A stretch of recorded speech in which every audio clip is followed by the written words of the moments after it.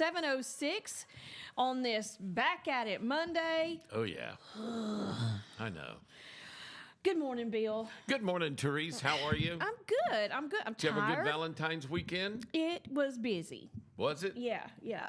I told you we were gonna. We did trivia on Friday night. Right. You love that. Did you win? We did not. We came in third. No, that's we did unusual. So bad. Really? Yes. Oh my Lord. We were. Well, let me just say this. If I say this is somebody singing this, probably should listen. But I got overruled twice. And you lost them. Both times. Guess who was right? You were. Ding, ding, ding, ding, ding. And you lost the points, huh? Lost the points. Did not get it. There was a song on Hold Me. And I said, I think this is Christine McVie. And they said, well, yeah, it's definitely Christine McVie that's singing, but this is Fleetwood Mac. And I said, no, this is Christine McVie. They all did a solo thing. I got Lindsey you, Buckingham did one. Right. Christine McVie did one. And Stevie Nicks did one. And you know this because you're in radio. Right. And they were like, no, I'm telling you, this is Fleetwood Mac. And I said, okay. Well, I've been outvoted, so all right, go with then. it. And you were right. And I was right. And I went, after they were said who it was, I went, uh-huh. Was that the first one? That was the first one. And then the second one was the one that Sophie B. Hawkins. I don't know that one. Dang, wish I was your lover. I mean, that's out of my wheelhouse, I guess. I said, oh, yeah, that's Sophie B. Hawkins. And they were like, who? Yeah, see, I never heard of them. No, this song is from such and such. They were like, this is in the late 90s. I went, no, it's not. I know this song. I know exactly when it was because I remember the first time I heard it, I was driving home from my job at Food World. So it was way after that. So, I mean, I knew when it was. So, oh goodness, sometimes. So did they now believe listen. you? Will they now, you think you fixed things because they Oh, no. they ate crow twice? Really? No, you think they hadn't learned their lesson? No, Well, they should learn. If you feel that strongly about it, you're probably right. Well, it doesn't help that when I say, okay, I'm telling you it's such and such. I could be wrong, but I feel confident that I'm correct. They better learn from you because that's sometimes the gut feeling's the best one to go with. So we came in third. We're still, I think we're going to be in second place, but we're still the top five that or actually, then they changed the rules in the middle of the game. Now it's the top 7 teams. I got you. And now they're like the NIL. Oh, yeah. I mean, like the just BCS. change the rules as you go along. And now your whole team can't go. Only the best 5 of your team can go if you have more than 5 people. Really? Yeah. Well, how many's But in here's yours? the thing. 6? We don't have a best. Everybody has their own little specialty. So it's a group effort. It's definitely a group effort. How many's in your team? Let's see. 5, 8. 8. So you're going to have to rule out 3 if you go on to the finals. Well, that's tough. And we had what's the name of your team again? I love the name of your team. Dread Zeppelin. Dread Zeppelin. Love that. Yeah. Hubby came up with that one. He came up with it at Halloween, and we decided to keep it. I like it. We're going to stick with it. Dread Zeppelin. And he said that, you could change your name as often as you want, but for this particular thing, you have to keep your name at least until the finals are over. But I think our bad here's the thing. Nobody scored extremely high. Okay. Everybody was low. Okay. But we missed some, and I don't mean we missed one out of the thing. We missed all 3 questions. All 3 parts. We were so wrong, so bad wrong. And one, we got it up there, but for whatever reason, the guy that we handed the thing to, he waited. He was just sitting there and he was looking at it. I was like, take it up there. And he did last call already. So when we turned our answers in, they were already too late? Yes. Well, that's stupid. So we got negative. We got none. Yeah. Wow. 0. And the 3 things in your trivia is you got to know the name of the song, the artist that performed it, And the year? The year with one either way. So. Oh, you got a 3-year opening. So if you say 71, it could be 70 to 72. Right. Or 70 to 73. Yeah. Whatever. So, and sometimes we get it nail on the head, and other times we get it within that. Yeah, that's 3 year. Doesn't either lose way. any points. And here's the reason why they do that, because sometimes they're released, but they're not a hit till the next year, or they can be slow to develop. I mean, you never exactly. You either got to say it's the release date or the date it hit #1 or whatever hit, but some of those songs never hit #1. Right, and here's the thing: you've got some that it doesn't matter what he says. If we look it up, we get a different year. Oh yeah, that's and so true. You've got some that say it was released on this day. You got some that say it was released this day. And so we've had a lot of that, and we challenge it when that happens. So that's why they decided to go one in either way. That way it gets it all in case there's a little off period. Did Baton just come in with a coffin? Was that a coffin that he just came in with? What does that say? What's going on here? Well, actually, that is a cabinet that's going in the kitchen area for our y'all's cooking show. Yeah. Well, if coffin might work nice if it was me cooking. It could. It could. All right, I want to say good morning to some folks. Good morning to Gail. Good morning, Mike Baker. Hold that thought. Bill had something very interesting to say about a delivery that Mike brought for him. You little good morning, scoot. TNT Peanuts, and good morning, Piper Peach. Piper's off today, so she's watching. Hey, Piper. Their school's out today. Skinny Winnie. Banks are closed. Federal offices are closed. State offices that's right. closed. It's President's Day. President's Day. Today's the day to go buy mattresses, beds, and appliances. Yep. It always. Well, I wonder how that developed. I look back. Well, even when I was a little bitty kid, there was always bedding. For some reason, that was the big deal back then, was bedding. President's Day, you bought a mattress or box springs or a bed or some sheets and pillowcases. Mm-hmm. I don't know why that developed. And they started doing, I don't know if it's President's Day, but they started doing like white sales. Like Macy's would have their white sale on they called it the white sale, I think on President's Day and things like that. Oh, yeah. And Belk and all them would do. And that's sheets and pillowcases, so, anything white, kind of. Yeah, so, all right, I want to say thank you to our morning show sponsors. Yes. Thank you to Chilton Mobile Home Supply, Country Financial Insurance, Central Alabama Wellness, Coca-Cola. We have our Cherry Float Coca-Colas this morning. Brand new Cherry Float Coca-Cola. I have the regular, the new. You have the no sugar the Cherry Coke. 'Cause I'm diabetic, and I drink diet drinks if I drink a soda. And so I drink no sugar or Diet Coke. I love Diet Coke and no sugar Coke.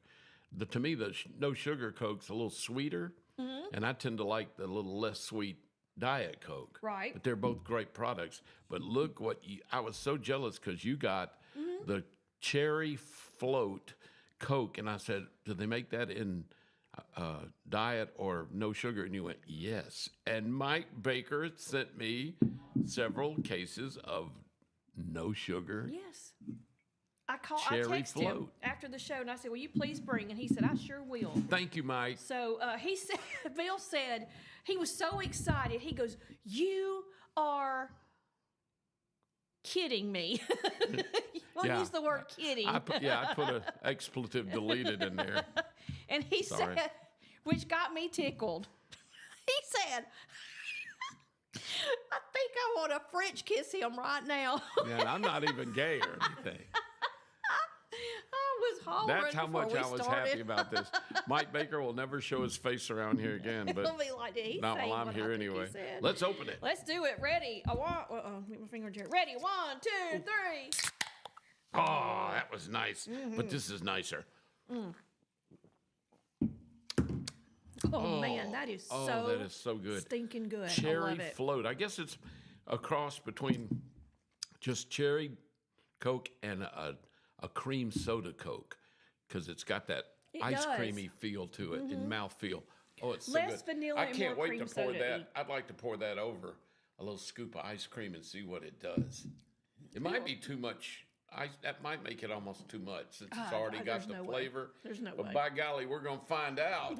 Yes, we are. Yes, we are. All right, we're going to take a break. It is 7:16. When we come back, we'll finish thanking our morning show sponsors, and then we'll get into our weekends, how they actually went. It was Valentine's weekend. You went and got some stuff from one of our sponsors, and so we'll talk about that. Yes. Y'all stay with us. You're listening to Morning Mayhem here on Piper Peach Radio. Teresa and Dollar Bill broadcasting live from the Clanton Tractor Studios. We'll be right back.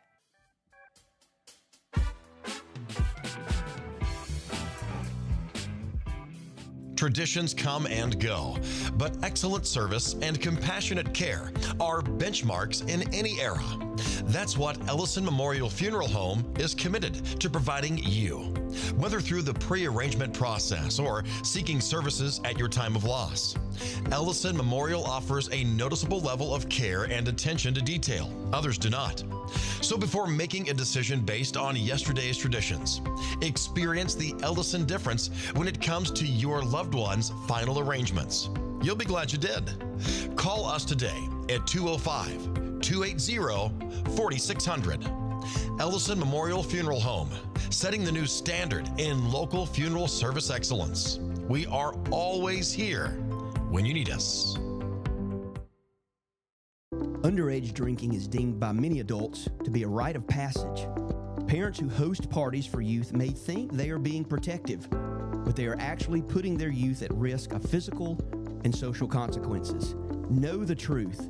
Underage drinking and social hosting is a bad mix. For more information, contact Central Alabama Wellness, 205-651-0077, or visit centralalabamawellness.org.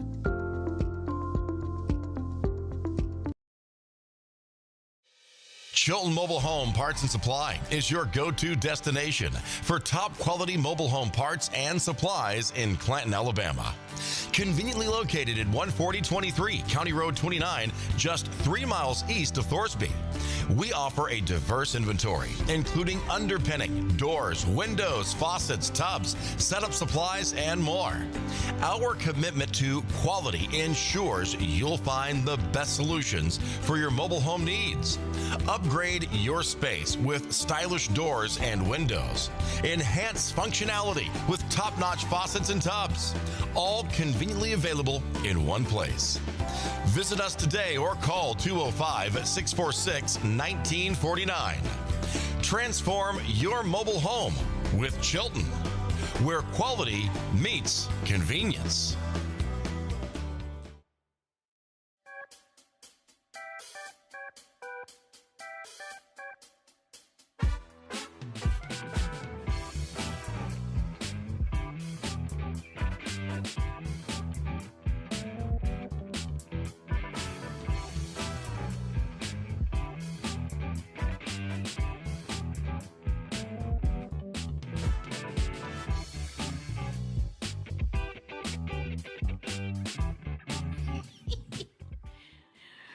We are back. The time is 7:19. You're listening to Morning Mayhem on About Piper Peach Radio. 50 degrees outside. Yep. Feels pretty good. It does, and it's going to be in the 60s today. It's going to be a pretty day. I like it. For the most cloudy part. right now, but going to be sunny this afternoon. Yeah. We moved all weekend. We want to say Did all you weekend. really? We moved all day Saturday. We'll talk about that though. Yeah, We you finished up thanking in our morning show Florence? sponsors. We did. Yeah. Finished thanking our morning show sponsors. Thank you to Chilton Chamber of Commerce, Yeah. Larry Puckett Chevrolet, Putter up in Pelham. Don't forget they're having their big tournament this weekend. It's a parent-child tournament. They're only taking 18 teams. They may be full by now. I don't know. So if you're interested, you're going to need to call or check out their website at putterupbirmingham.com. Yep. Also, thank you to Wood Surfside Marina. They've got a boat show coming up soon, and I've got to get the info. Before the end of the show, I'll get that for y'all. Market 22, formerly Bees Market. Bill, Yes. we got to talk about them because you Yes. went by there would you go by there Friday? Friday, we did the show, and then They don't open till 11, so I left out of here a little after 10, so I had to kill 45 minutes, so I killed it at Waffle House. There you go. That's the best place. I had me why not? double thing of hash browns, scattered crispy, double covered, smothered and peppered. There you go. Although they forgot the pepper, but that's okay. It's okay. That's all right. It was delicious. Then I go up to Market 22, and oh my God, every desperate husband was in there looking for anything for They don't, like I ran into a couple of friends, and they were in there like me, with a little bit of panic and desperation in their eyes, and they were wanting. They decided that there's no way they were going to take their wives or girlfriends out for Valentine's at a restaurant, because that's the worst time for a lot of folks. I mean, it's great to take your sweetie or your husband or whatever out for a nice Valentine dinner. The problem is everybody else has the same idea, and a lot of restaurants, especially some of the nicer ones, are just packed. Right. And you have to wait for hours or get a reservation or can't or whatever. So a lot of us guys, I think, decided we'll just fix a nice steak and baked potato or, whatever at home, shrimp, whatever, make it nice. So I went up there to get me and Mary 2 fillets. And I wanted 2 fillets. I wanted some shrimp because they had some fresh shrimp that they would steam for you, but I like to do them myself. I like them raw so I can either fry them or boil them or steam them. Mm-hmm. So I got in there, and they were quick getting people in and out, and I got 2 fillets and 1.5 pounds of their large shrimp. And oh my God, we didn't have it Saturday night because we also were working all day Saturday, taking loads of trash and stuff to the dump. 4 times we had to go to the landfill. 4 pickup truck loads. 4. That's how much junk we had, and we still got more to go. Wow. Most of it was, be honest with you, was cardboard boxes we had torn down from our move. Yeah. So then Sunday, I said, you know what? We're going to have our Valentine's dinner Sunday evening. So we got up, and I fixed breakfast Sunday, and then we piddled around in the house all day pretty much because it was rainy and yucky, the kind of. Yeah. And then Sunday evening, I started fixing. I put the baked potatoes in the oven. I did them the old-fashioned. Sometimes I'll throw them in the microwave, but I like them in the oven. Do you put like oil and salt on the outside of yours? That's what I do too. I put olive oil and coarse salt and some fine salt. I wrap them up in aluminum foil, and I bake them. And then I open the aluminum foil and I kind of roast them a little bit just to get that outer skin just a little, not crispy, but just kind of leathery dry. Yeah. Because I like to eat the skin. I eat the skin. Yeah, I do too. And I don't eat the inside as much as I do the skin. Yeah. I love the skin. So Mary doesn't, but it doesn't matter. Anyway, so I made our baked potatoes. I got us some John's coleslaw because we love that. That's good stuff. Shredded cabbage with the John's coleslaw on it. I made it very simple. No bread. We're trying to, since we're having a baked potato, we wanted to keep the carbs down. Okay. Teresa, I put those 2 fillets, and I like to cook them Ruth Chris style. I like to put them in a searingly hot, instead of putting them on the grill, I cook them inside I take an iron skillet and get it as hot as I can get it, and then I sear the heck out of them. And I like my steak rare. I actually like it where it's just sear, put it on the plate, it's still moving, making noise, trying to kick you. Yeah, it's good across That's the way I like it. Exactly. Mary does not like it that No, raw. I don't like mine that way either. I cook hers to medium rare, maybe medium. Those were the 2 of the best fillets I think I've ever had Mary said the same thing in her life. She said this is phenomenal. I put a little bit of marinade on them 2 hours before. That's all I had to do. Salt and pepper, boom, boom. Oh my God, you could cut them literally with a fork. Honest to God. I had steak knives. You just put the steak knife on the top and it fell through it. Wow. You could have cut it with a butter knife or fork. They were so friggin' good. I'm gonna have to get the fillets next time. And their prices are good. I know. Their prices are really good. I went in there, this guy came in, big old guy. Hey, I said, hey, he said, I'm going to get me some crawfish, you know. And I said, oh, I didn't know they had crawfish. Well, they didn't. Well, they'd run out.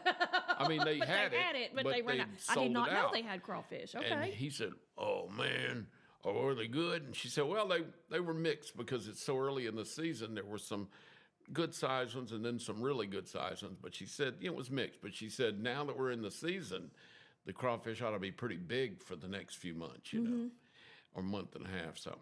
And he said, how much you charging for me? She said, I think it was $6 or something, $6 and something. He said, oh, you're undercharging. He said, that's way lower than anybody. You're not charging enough. She said, well, you know. So that tells you want some crawfish. Should be in plenty in this week. Wow. And then their shrimp I bought the raw shrimp and took it home. Phenomenal. They were big, pretty, beautiful shrimp, and they were delicious. That is awesome. Yeah. So but that fillet was, and I've bought fillets from a lot of places, or steaks too, any kind of steaks, ribeye and T-bone and all that. But I bought them from Pillatary's, the famous steak cutting place up in Bluff Park in Birmingham. Pillatary's is they have great steaks. I bought them from butcher shops that were specialty butcher shops, and I've had mixed, really good and some that were I overpaid for. These I got at Bees Market, or Market 22 rather, were phenomenal. The price was, I'd have paid much more than I did after I tasted it. Matter of fact, I ought to go by there this morning and give them some more money. Just here's 20 more bucks. I just can't. I got to give it to you. That was how good it was. And they were as nice as they could be. So, and they've got other stuff. They got frozen entrees and stuff. I looked at everything because I had time to wait. Yeah, you said they had like the twice baked potatoes, and then they had like a little treat section where they had all kinds of strawberries. great little so they had it ready to go. Refrigerated stuff that was already packaged for Valentine. They were all looked Valentine-y, heart-shaped cookies and stuff, and chocolate-covered pretzels, all red and white, and they had a bow on them. So all you do, if you want, just grab them. So it was neat. I was impressed, very impressed with Market 22. I'll be back there again as often as I can. Yeah, there was a couple of times I drove by there on Friday, and I said, nah. I'm ready to go home. I'm ready to go. Yeah, when you're going by there and you're on your way home, it's like, I want to go. I'll do it next time. No. Well, I should have. You screwed up. Now you need to know you got to stop, because they also had all kinds of fresh fish, fillets, and stuff. I mean, it was amazing. Yeah. Well, Friday night we did the trivia thing, and we made an early night of it because we had to be up at and leave the house by 6. Yeah. Because we had a 2.5-hour drive to Florence, and then we had to help get everything on a truck. Yeah, you're moving your daughter and her husband, is that right? Yeah. Back from Florence to Montevallo. To Montevallo, Alabama. Yeah.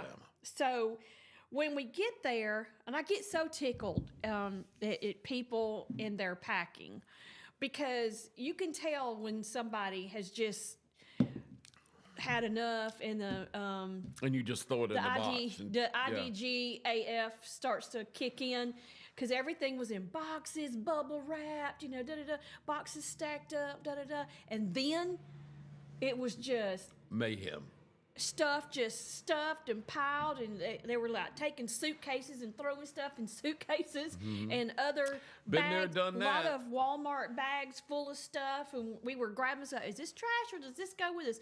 Let me see what's in it, So it was funny. Now I will say, the son-in-law, one of Sydney's husband, not the ones that were moving, it was the sister and her husband. Son-in-law. He came, and when I tell you, this boy, they backed that truck up to the front door, and he got out, and he was moving stuff. It was like a little thing going, and I mean, he was coming. He was coming, and we were going. We were just doing this thing back and forth, and he was not playing. He was like, was he the cargo master? Was he the one making sure everything fit tight and good? Yes, he did all that, and at first I started. I was keeping the grand entertained, and then he got tired of me, so then I started helping move some stuff, and there's only so much I can do. Now if you were to look at me, I'm bruised from head to toe, so it looks like I did a whole lot more than I actually did.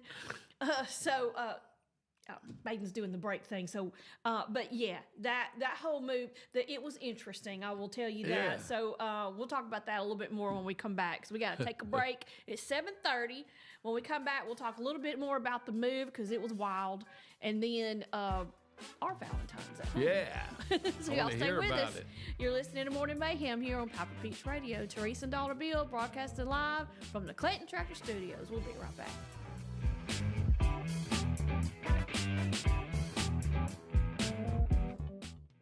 Need reliable towing or diesel repair? Mem's Wrecker and Heavy Duty Diesel Repair has you covered.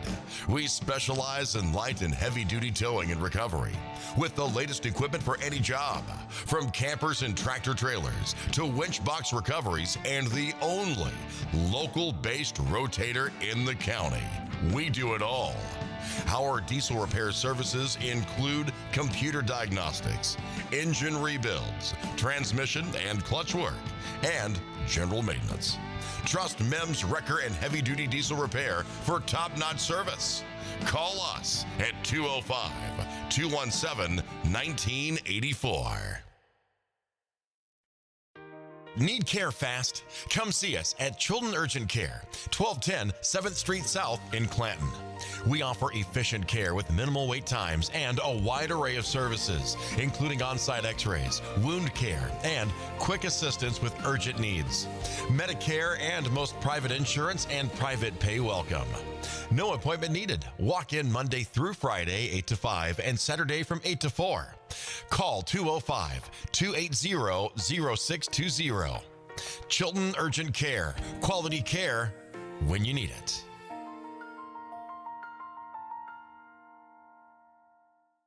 Some family traditions begin with an ending. Lasting family legacies are established at Martin Funeral Home, where for over 100 years, we have served the families in our community. Bobby, Donnie, Norma, and our family at Martin Funeral Home would like to express our sincere gratitude for allowing us to serve your family. Every life story deserves the perfect setting. We are here to make that happen for you and your loved one. We offer traditional funeral home services, and we are now excited to be the home of the first crematory in Clanton, Alabama. Our goal is to serve our families no matter what their needs are. Martin Funeral Home, serving Chilton County since 1921. Please give us a call at 205-755-3550. Are you tired of big box stores where you're just another number? You deserve better. Furniture that's built to last from people who treat you like family. At Farmers Home Furniture in Clanton, we do things differently. As an employee-owned company, we take pride in personal service. We'll listen to what you need and help you find the perfect piece for your home from trusted, top-notch name brand. Whether it's a cozy sofa for movie nights, a dining set built for real life, or a recliner that melts the stress away, we've got you covered. Don't settle for less. Experience the difference at Farmers Home Furniture in Clanton, where you're not just a customer, you're family.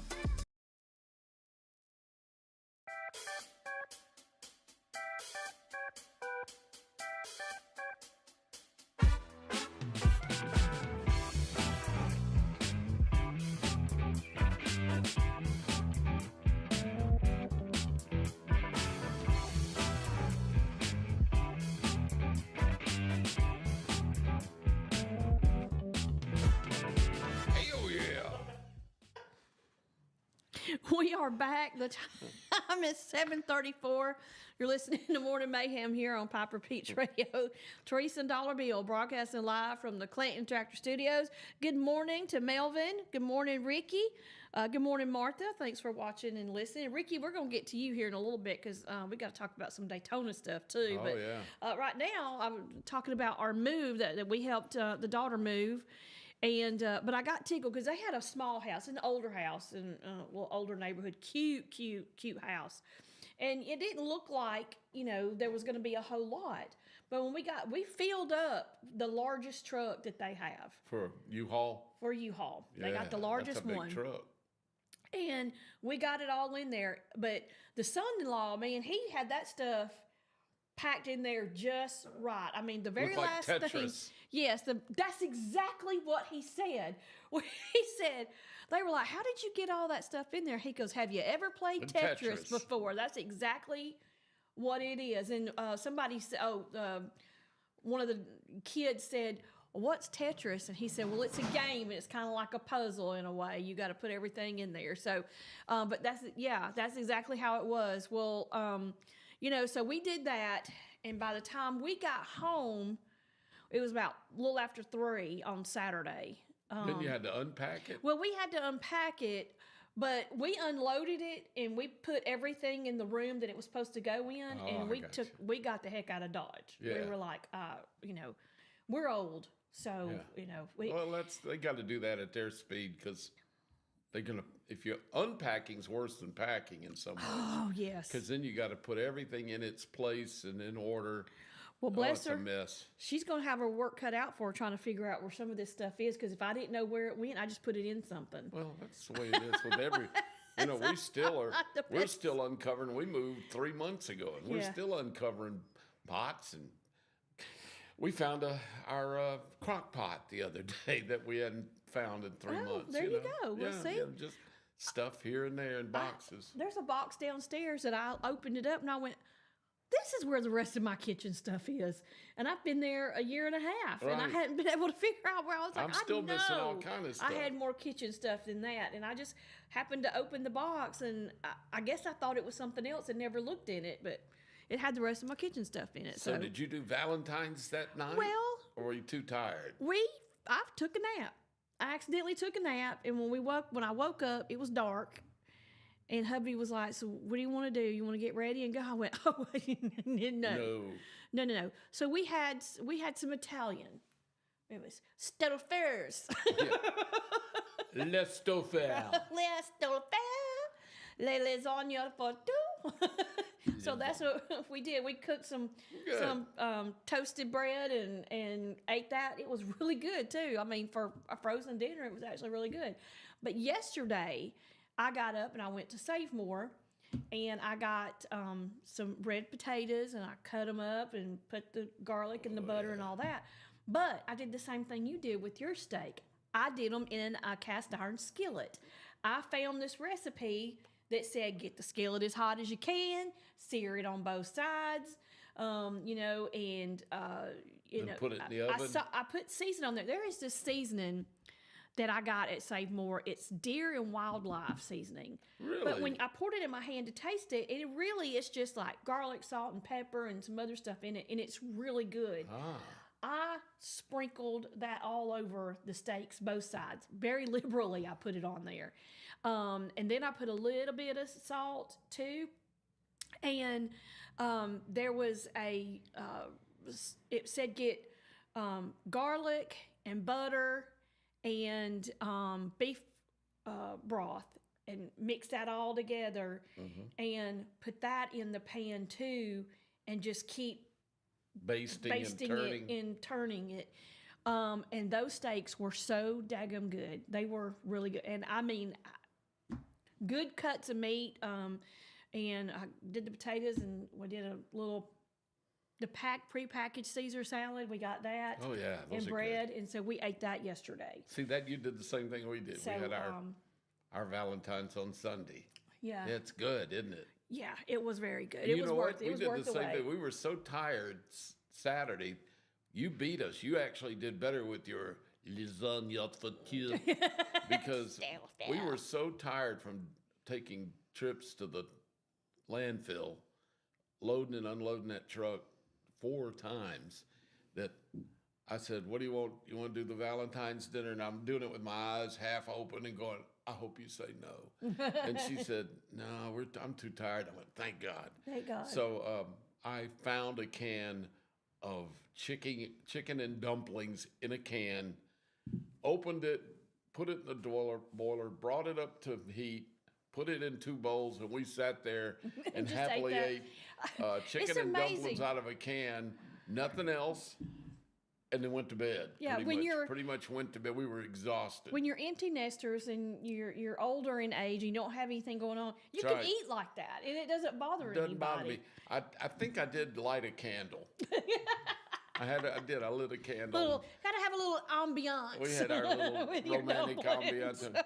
We weren't even talking to each other. You know, we've been married so long. We do the same thing. You know how it is? You're just sitting there eating and you're just happy. You're good. There's no problem. But you realize it's been 15 minutes and you hadn't even spoken a word. We're just looking at each other and, happy. And back to the TV, back at each other. Yeah, we went back in the living room and had our Sweet Sue chicken and dumplings in our gut, and we both went dead asleep watching. Yeah. That's another thing, I've been watching a lot of Olympics this week and, next week. Mm-hmm. But some of these Winter Olympic sports, curling holds almost no fascination to me. First of all, I don't understand anything about I don't either. It's funny to watch it once or twice, and then, man, I'm just not into it. And I don't understand the scoring, where you bump some and you turn. I think you're supposed to get yours closest to the bullseye. I don't know, but I don't know what they're doing. And that slow pushing of the stone, and then the sweeping, and the yelling.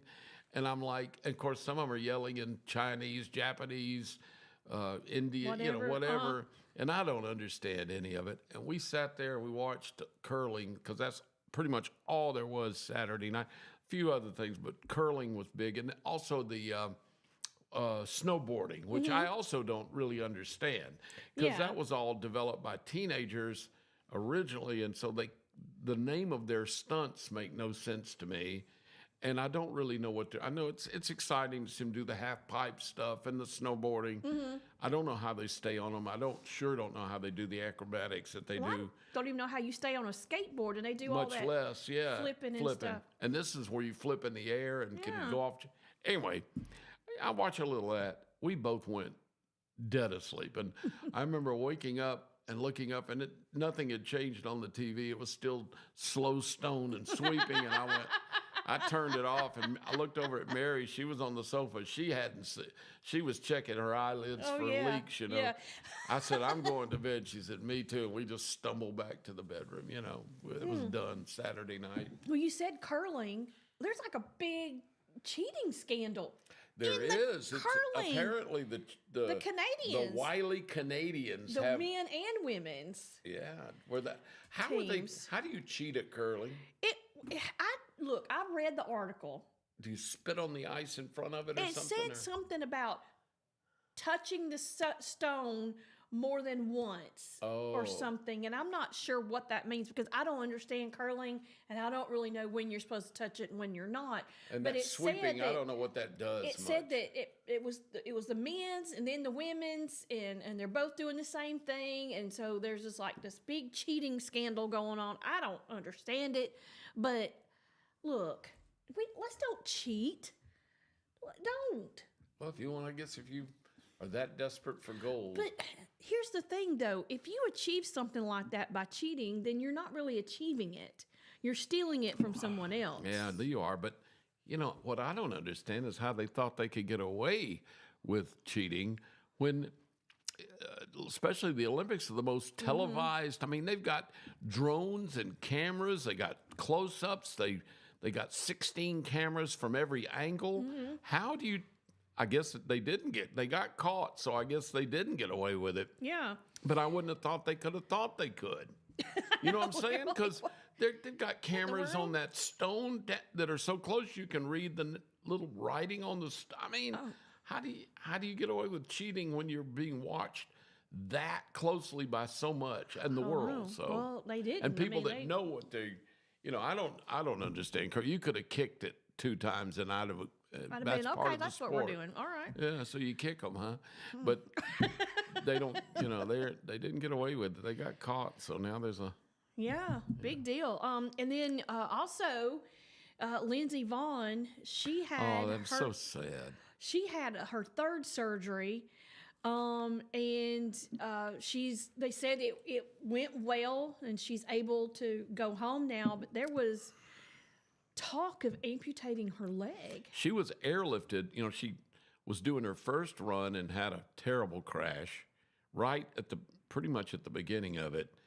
And they had to airlift her off the mountain in a helicopter, airlift her.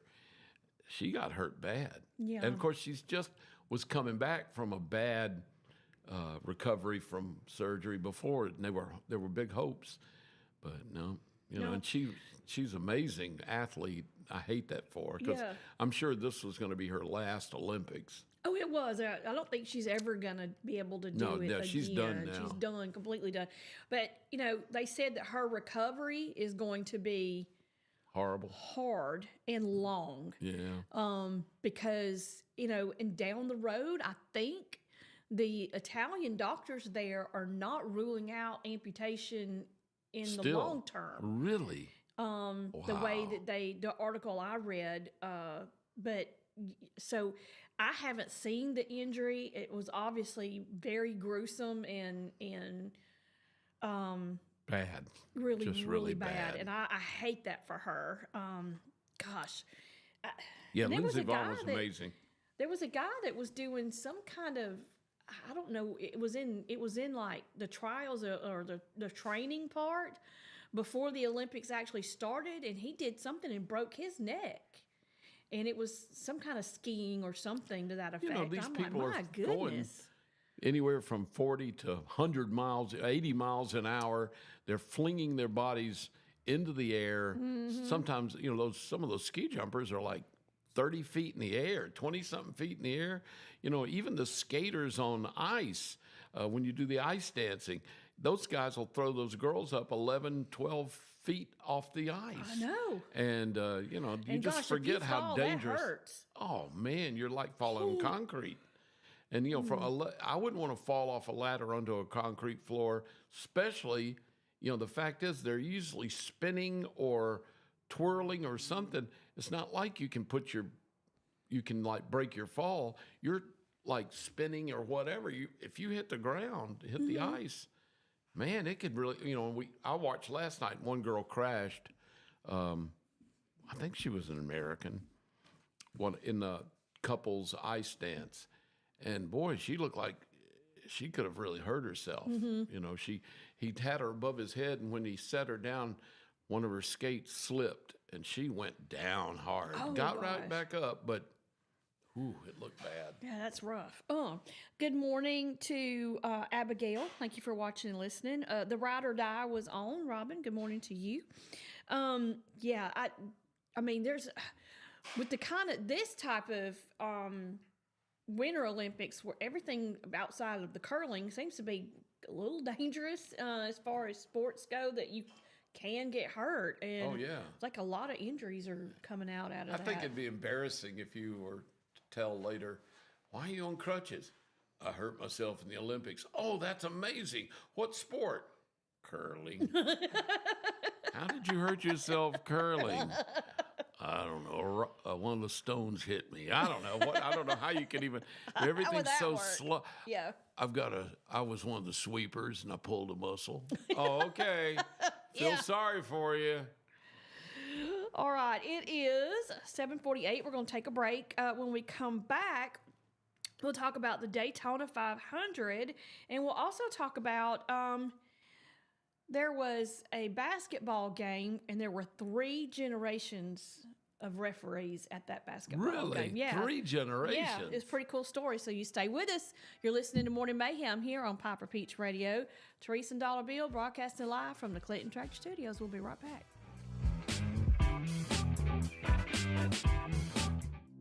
Traditions come and go, but excellent service and compassionate care are benchmarks in any era. That's what Ellison Memorial Funeral Home is committed to providing you. Whether through the pre-arrangement process or seeking services at your time of loss, Ellison Memorial offers a noticeable level of care and attention to detail. Others do not. So before making a decision based on yesterday's traditions, experience the Ellison difference when it comes to your loved one's final arrangements. You'll be glad you did. Call us today at 205-280-4600. Ellison Memorial Funeral Home, setting the new standard in local funeral service excellence. We are always here when you need us. Underage drinking is deemed by many adults to be a rite of passage. Parents who host parties for youth may think they are being protective, but they are actually putting their youth at risk of physical and social consequences. Know the truth. Underage drinking and social hosting is a bad mix. For more information, contact Central Alabama Wellness, 205-651-0077, or visit centralalabamawellness.org.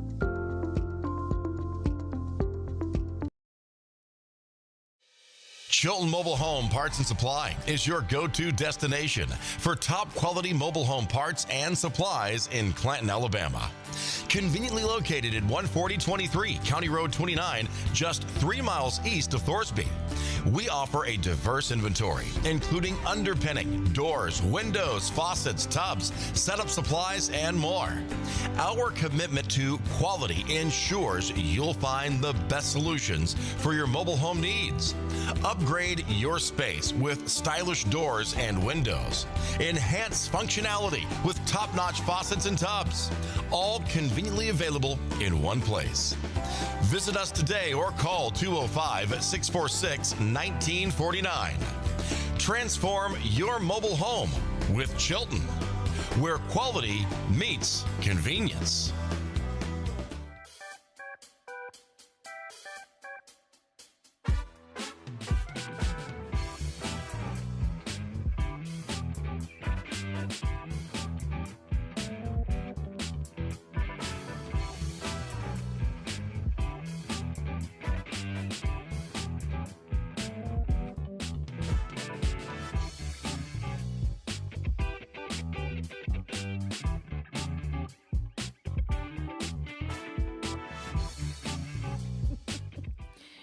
We are back. The time is 7:52. You're listening to Morning Mayhem on Piper Peach Radio. Therese and Dollar Bill. Yeah, we were just talking about live. drunks and weirdos. Yes, we were. We were talking about racing. That's pretty much what Local we were racing. talking about. Yes. And we are going to get to the Daytona race. But first, I want to talk about this story because this is pretty cool. In Columbus, Ohio, there were 3 generations of referees that officiated the same game for the first time. Wow.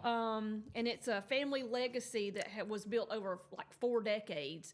Bill Kane Jr. Estimates that he's called close to 1,000 games from youth leagues to high school. And when he looked at the officiating schedule, he saw that he was going to referee with his son and his grandson. That's so cool. And they're all Bill Kanes. Bill Kanes. Yes. Like it was the second, junior, third, and fourth? The third and the fourth. Yeah. Now that's bizarre. Isn't that wild? A dad, a granddad, a dad, and a son. grandson, Yep. all officiating the same game. Yeah. That is so cool. I guess that's never been done before. Probably not. And is this high school? I think the game that they did looks like it was a high school game. Yeah. That's so cool. And they all look alike. That's what's so funny. It does. It looks like 3 little stair steps of like an older, family. younger, and really young. Yeah. I just thought that was super cool. It is cool. Because, you know. Don't you know that must have been really a neat feeling to be out on the court and look around and see that the officials, 3 of the officials, are your granddad, your dad, and you, or your son and your father or grandfather, father and son. Yeah. Now I don't know. You probably know him, Rob Skelton. I know the name. He was an SEC official for years. He actually is one of the regional managers at First Bank of Alabama. He was with Regions for a long time. Now he's for First Bank.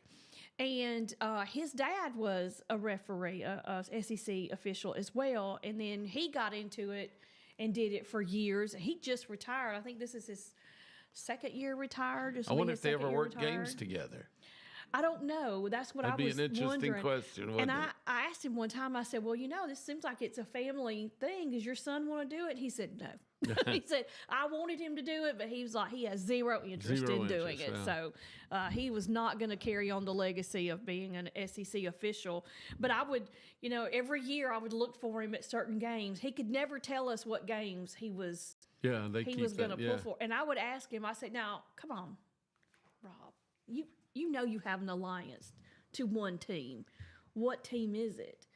He never would tell me. Yeah, He never would They say. may be a fan of a certain team, but they got to be impartial when they're on the field. And he was whenever I kind of felt like it was Alabama, but he would never, ever. And we asked him, did you ever get scorched by one of the coaches? He said, oh, yeah. He said, Nick Saban gave him a good one time. Did he really? Yes.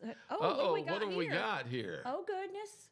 What is this? Cherry Coke with ice cream. Oh, cherry Coke with ice cream. No, and is it with the cherry? Zero. Oh, but I mean, it's the Wait, which one? Did you do the zero one? for both of them. Okay. They're all foamy and beautiful, like a float should be. Look at that. Oh my goodness. Oh yeah. It's okay. Oh, it's better than okay. It's diet. I can't tell. Especially with feel the that- ice cream. I can do the after. I can taste the aftertaste, but it's very good. Great idea, baby. We're done for the morning.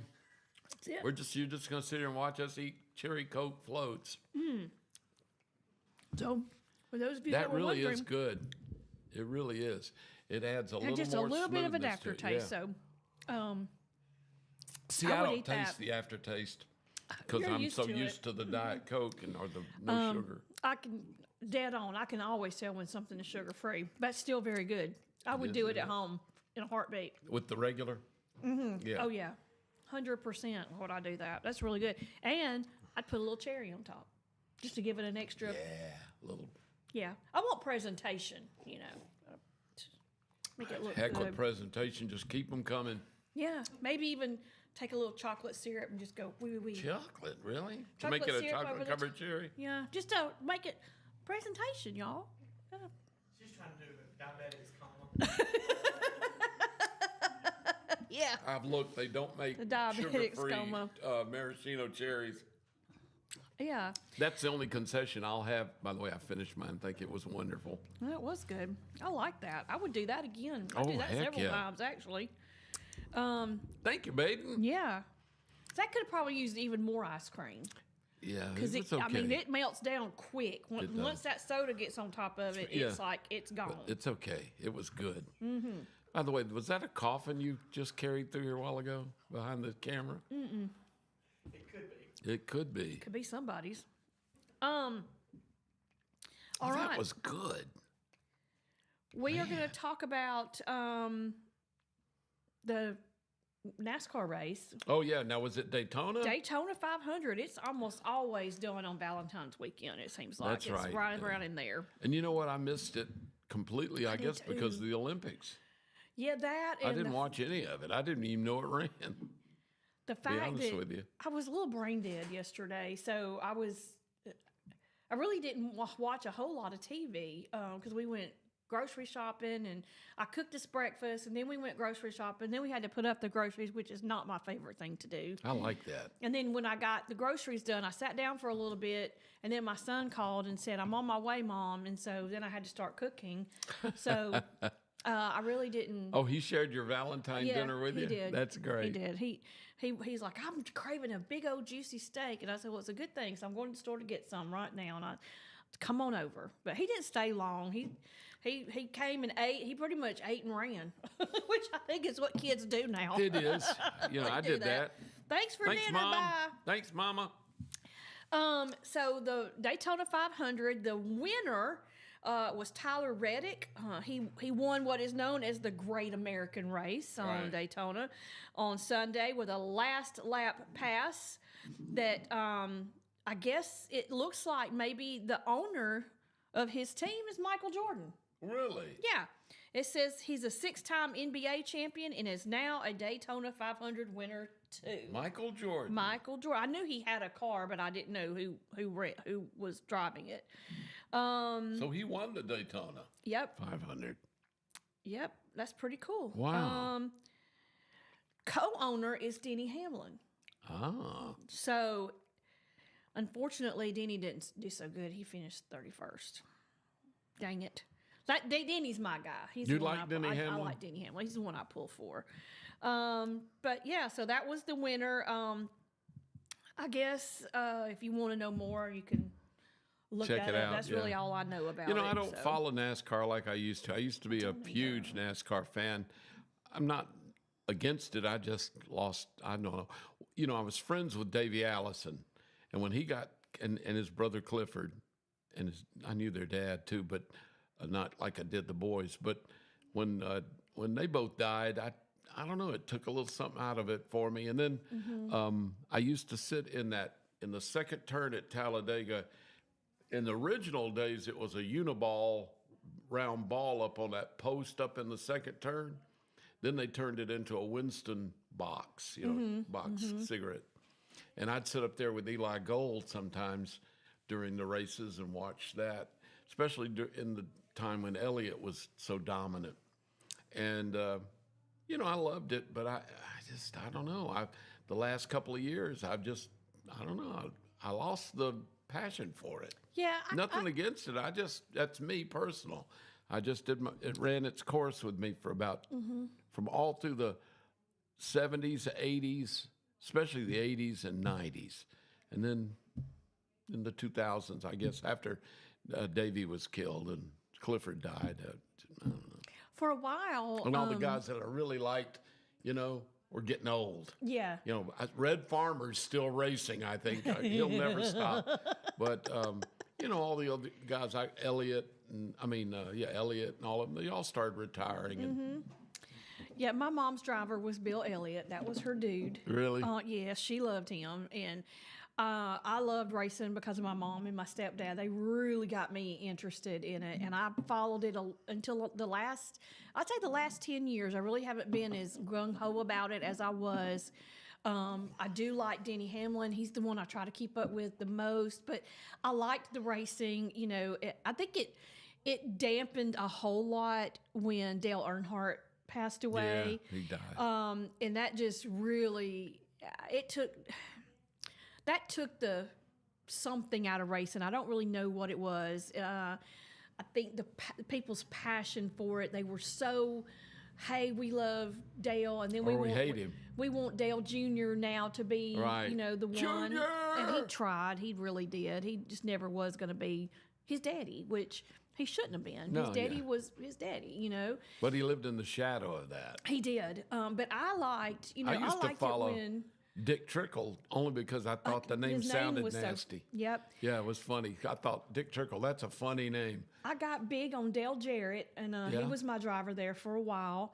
And then, but I loved watching Carl Edwards, and I loved Tony Stewart. Yeah. I hate what happened to him Right. with that other incident, and that just kind of. But when all of those guys stopped racing, I loved to hate Jeff Gordon and Jimmy Johnson. I loved to hate them, and now they're not racing anymore. So there's really the only one that I really don't like. I don't like Joey Logano. I think he's a whiny butt. Really? Yes, and I never did like the Bush brothers, the Bush brothers. Bush, oh. Kyle and Kurt. I didn't like them at all.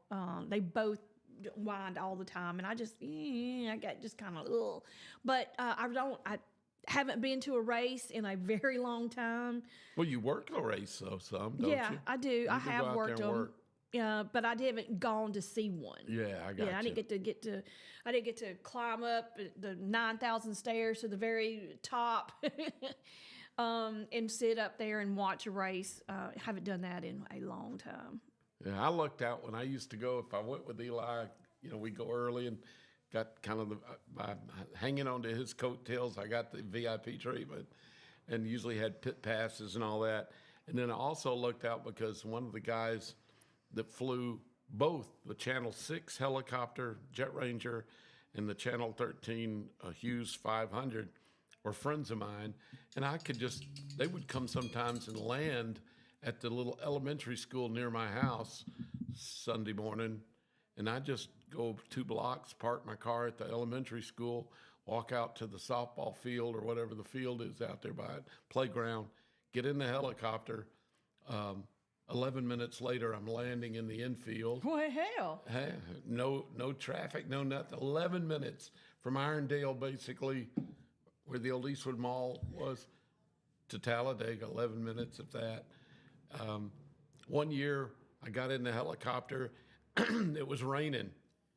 It had been raining, and they wanted to dry the track, and they asked the helicopter, would it hover around hovering around the track and let the down rotor wash dry the track, and so wow. we did. Oh, it was weird just sitting there, and you look straight over, and you're looking at the crowd, and they're waving, and you're waving. And then by being in the infield, I got to see some pretty horrendous wrecks. What was the worst one you ever saw? There was one where the helicopters would land on that little high spot in the infield, coming out of the, between the second and third turn coming into home stretch, and somebody coming from second coming into that third turn had a big, massive Was it when pileup. Carl Edwards wrecked Might at have Talladega? been. And that I was a bad standing one. right there, and things just were flying by me, and it was amazing. And it was horrific because, thank God, nobody was hurt real bad. But it was something to see. I mean, Yeah. plus it was just so cool to be there without, I had passes for, it was just neat. I lucked out because not a lot of people get that experience over the years, and I did that for almost 20 years. Yeah.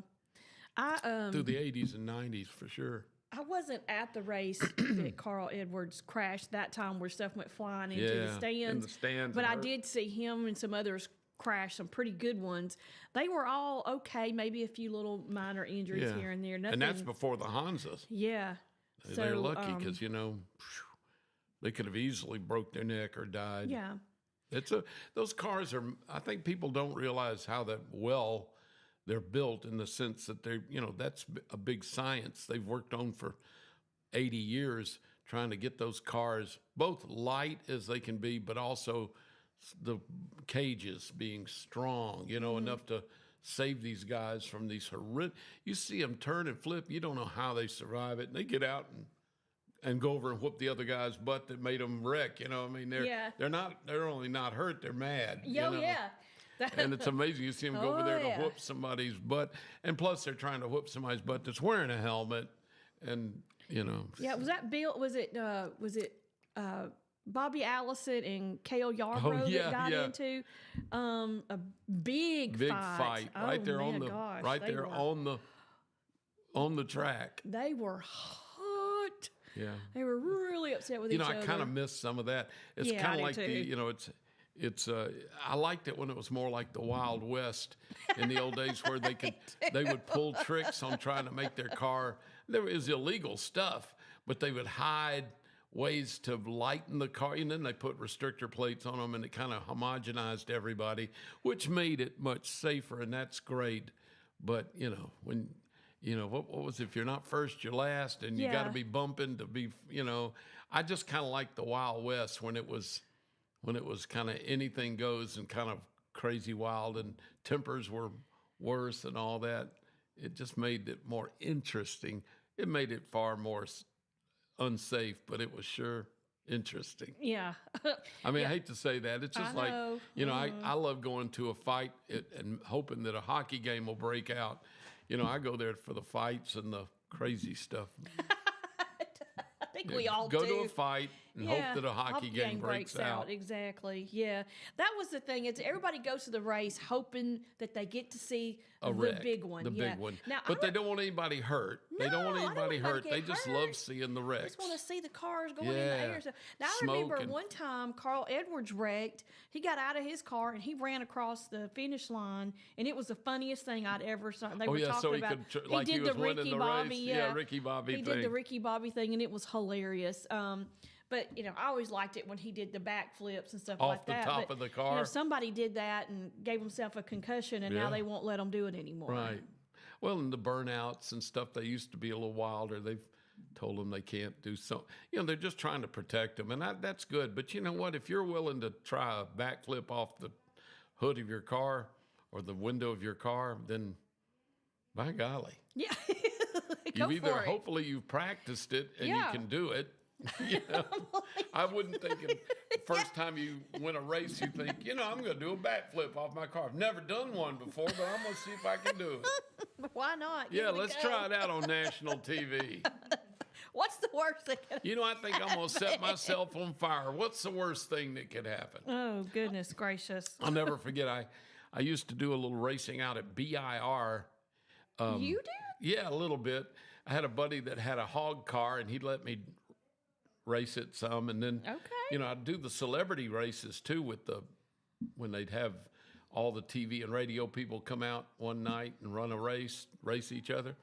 Well, I was in this hog car, and it was a 1971 Dodge Charger, I think it was, big car, and I got in it. I'd never driven it before, and I was going to drive it in this race, and the guy said, "All right, it tends to dip a little in the turns and da-da-da." And he says, "Oh, and by the way, since it's so heavy he said, no, so when you're going into the turns, you got to tap the brake before you turn so that when you tap the brake, it puts weight on the front axle and then it'll bite into the turn. If not, you'll put on the brake and you'll just go into the wall." Oh, fun. I said, "Oh, okay. Thanks for telling me." And then he said, and of course I was in this big hot, and this was in June or July. Oh, man. And I'm in that big body suit. They didn't have Hansa and stuff then, but just strapped in. But I had this hot, nasty coveralls that were insulated. So if you caught on fire, you wouldn't burn up right away. You'd burn slower. Yeah. And right in the seat, mounted right there, is a fire extinguisher. Right, you have to have one red fire extinguisher right by your right leg, behind the gear shift. And he said, "Then don't." And he said, "Here's how you unpop that." He said, "If you hit the wall, and there's any fuel, if a fire breaks out, there's your fire extinguisher." I said, "Okay, yeah, let me practice." So I popped it. It's easy to take it out. I said, "So I'll just put the fire out?" He said, "No, you spray it. You put yourself out." I thought, yourself out? Yeah, that's. If the car's burning, you don't spray the car. You're in it. You spray yourself. You try to keep it from burning you until they get your ass out of the window, Oh, my God. I went, maybe I don't want to ride this race. About that time, they're getting the white flag ready. I go, okay, here goes, and you got your helmet on, so you can't see, but like you're looking through like this. Oh, wow. And every time you turn your head, you bang against the thing, and I just put the pedal to it.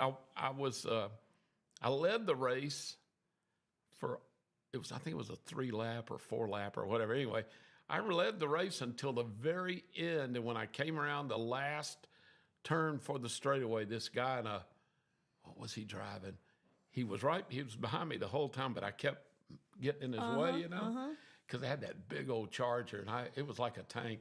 He got me on that last run. He came around me, and I think, he probably had me by half a car length or maybe a full length. Oh, man. Yeah, it was okay, though. And I never hit the wall. That's and good. I never had to spray myself with the fire extinguisher. Well, that's good. That was my last race. Yeah, I could. Yeah, and I was getting older. A lot of these kids that were racing me in that hog car race were, probably 19 to maybe 28, 30 years old, maybe. Yeah. And here I was like 41 racing out there. I was an old man, But it was fun, but it was a little scary.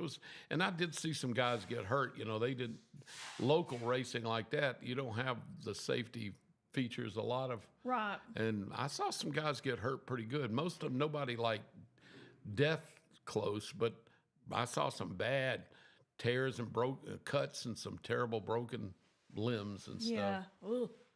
But it was amazing. It was amazing. Thinking about it. Those are the old days of racing. This is I'm talking back in the late 70s, early 80s, mid 80s. That was like the place to go, BIR. Yeah. That was like the weekend thing. People were doing that. Well, you know, it started out, BIR racetrack was built in I think 1890 something or 1911, and it was not for cars. It was a horse racing track. Okay. Yeah, it was for did not horse know that. racing. Yeah. Okay. At what became the Alabama State Fairgrounds. And then it, sometime in about the 20s or 30s, it became a car racing track. Do you know, I remember when it was not paved. It was a dirt track. It was literally dirt. It was a dirt track until, I'm going to say, 61 or 2 or 3. And I was a little kid. My dad took me out there. I watched Red Farmer and Bobby Allison back when they were just local guys mainly doing these tracks. And it was dirt. I remember it clear as a bell. And then I didn't go for a while. And then when I went back, it was paved. I was probably 12 or 13, 14, somewhere. Well, I wonder why they paved it, because it was a dirt track. It was a dirt track, but they wanted to get the higher quality cars. They wanted to go to the different class of cars. And the dirt track, by that time, that was a neighborhood, and the fairgrounds were there, and all that dust and dirt when it was dry was terrible. And then, of course, what happened is over the years, people that moved away and people who moved in, they didn't want they didn't like the noise. Well, if you move next to a racetrack, it's just like if you move next to or near an airport, you're going to have airplanes. Right. If you buy a house that's right near a BIR, you're going to have race cars on Friday and whatever. They finally convinced Mayor Larry Langford. Remember when he was around? Yeah. Langford, they convinced him, and one night he basically sent the city bulldozers and stuff in there, and overnight, secretly destroyed the track, dug it up. And there was nothing anybody could do about it, because BIR was run by a private organization. Then they leased it from the city, and they did not have the money to repave it and rebuild it. So basically, that's how he got the racetrack gone. He just went in under cover of overnight. But if they had a lease with him, would that have not? I don't know if the lease was up. I don't know if it wasn't legal. I don't know what the story was. I just remember people woke up on a weekday morning or something, and the track was gone. They worked all night tearing that track up. Wow. Yeah. That's underhanded. Well, I my thought it goodness. was too, but the city owned the property. I guess technically it was not illegal to do it. It's just kind of, I don't know. Oh, that's and it made everybody dirty. With Langford was mayor, and he was trying to keep the people around there happy. And basically, the people that wanted the track or kept the track or enjoyed the track didn't live near it. It's people from all over the state, all over 4 or 5 counties were bringing their cars in and racing. People that owned it may not have surely didn't live near the track. They may have lived in Birmingham, but, that he was going after taking care of the constituents. So he had kind of a moral right to do it. Right. But well, all right. It is 8:18. We're going to take a break. When we come back, we're going to start talking about President's Day, because today is President's Day, and we got some different facts about President's Day that I didn't know. So we'll talk about that. You probably know all about it, though, because you kind of are history and you know stuff. And I probably won't know this. I've forgotten a whole lot of stuff that I should have remembered. Y'all stay with us. You're listening to Morning Mayhem here on Piper Peach Radio. Therese and Dollarville broadcasting live from the Clayton Track Studios. Stay with us. We'll be right back.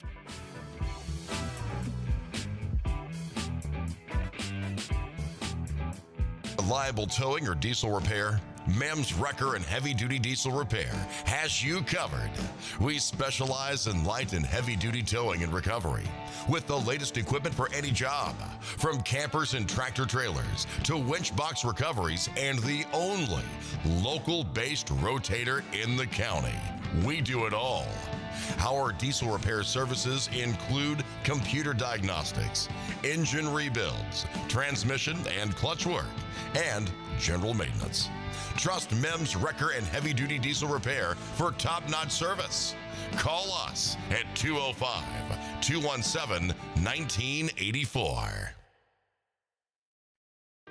Need care fast? Come see us at Children Urgent Care, 1210 7th Street South in Clanton. We offer efficient care with minimal wait times and a wide array of services, including on-site x-rays, wound care, and quick assistance with urgent needs. Medicare and most private insurance and private pay welcome. No appointment needed. Walk in Monday through Friday, 8 to 5, and Saturday from 8 to 4. Call 205-280-0620. Chilton Urgent Care. Quality care when you need it.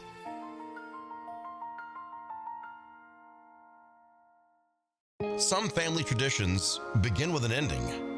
Lasting family legacies are established at Martin Funeral Home, where for over 100 years, we have served the families in our community.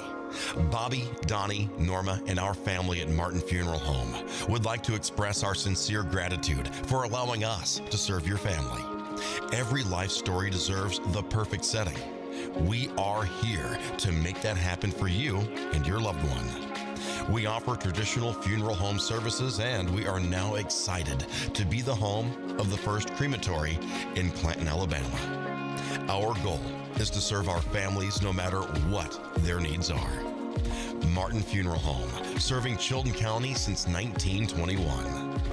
Please give us a call at 205-755-3550.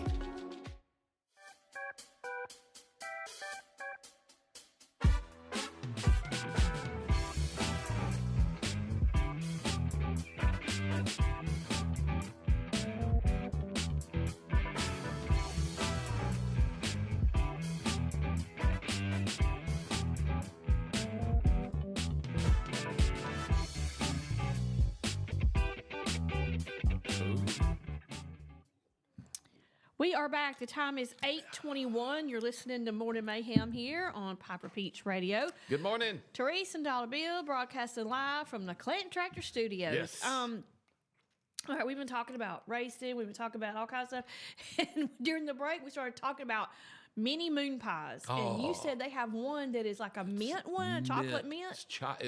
It's a moon pie, but it's mint flavored. You know, it's the chocolate is minty.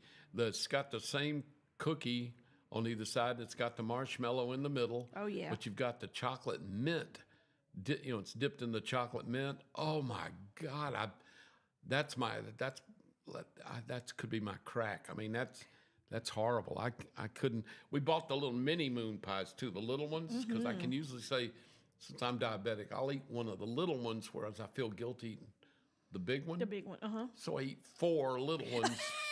Which is like eating 2 of the big, they're so little, you just kind of eat them and you go, I can have another one. That was too small. And then you eat 4 of them and you go, oh That's my God, I've hilarious. eaten like 6. Do they kind of taste like a thin mint with marshmallow? Yeah, and the thing is, That'd be good. it's very light in the mint, which I like. It's not just overly minty. And it's really good. Because it's just, I think the marshmallow's the same, the cookies are the same. It's the chocolate has got mint in it, and it's just that thin coating. And I it's like it. They are so good. Oh, I love those. I may have to go to Mobile's Mardi Gras. Hopefully, they'll throw some mint moon pies this year. I believe that's where my kid went this weekend. Oh, was that this weekend? Oh, I missed it. She looked like, based off the pictures, they had a ball. Oh, good. Was that Auburn? She said she got pinged with a lot of different stuff that they throw out. So. Yeah. Well, we went to a Christmas parade. Baden took us, and Croc and Jeanette went with me and Mary. Yeah. And Croc got nailed twice by some pretty hard objects. He broke a tooth. Something, they threw a Tootsie Pop or something at him. Caught him right in the mouth. Where was that parade? Vida Day Parade. Vida. That was in Vida, Alabama.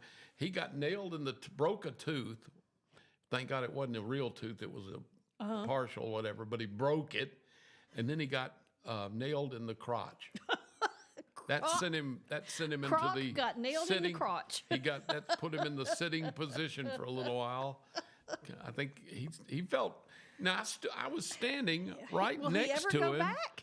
No, He will no, he never won't. go back. He's even I'm said done. that. Never going back to that parade again. I stood right next to him, and I caught a thing of beads and maybe some candy. Nothing even, I had to catch it. Nothing hit me. Yeah. Poor old Croc must have been he's a big guy, so I guess he was a target. Yeah. And then you did have some guys throwing some pretty hard candy like they were throwing a baseball. They weren't tossing it to you. I think they were beaning people. Yeah. They were trying to I almost killed a woman one some time. harm. Oh, the Christmas on the river, Warrior River. It was freezing cold that year when we did the parade.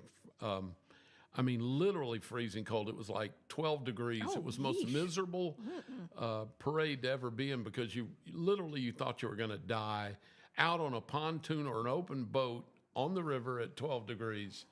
But we happened to be on the top of an actual houseboat that had heating and nice inside. Okay. This guy had this fancy houseboat. But we had a box of candy up on the very top. So we were already 30 feet off the water. We were way up there. We'd pull into these marinas. People would be all on the dock to catch the beads and the stuff that we tossed. And quite a number of the folks on the dock had imbibed in adult beverages. Some had quite imbibed in adult beverages. Basically, there were some really drunk people on these docks. And there was this lady that was on the dock, and she was barely able to stand. She was going, Lord help. Candy! Oh, my Lord. So I grabbed a handful of candy.